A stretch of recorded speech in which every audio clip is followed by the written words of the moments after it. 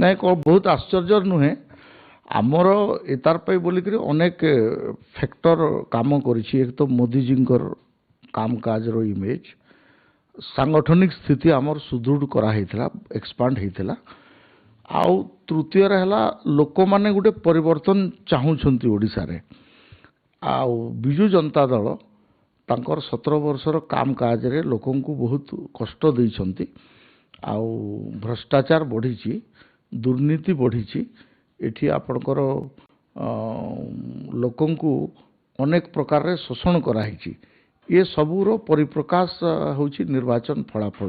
କୌଣସି ଗୋଟେ ଫ୍ୟାକ୍ଟର କାମ କରିନି।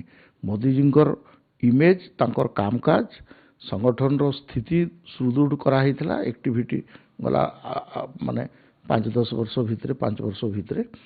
ତାର ସଙ୍ଗେ ସଙ୍ଗେ ଆପଣଙ୍କର କାର୍ଯ୍ୟକର୍ତ୍ତା ବି ଜୋରରେ କାମ କରିକି ଲାଗିଲେ, ଉତ୍ସାହ ଥିଲା।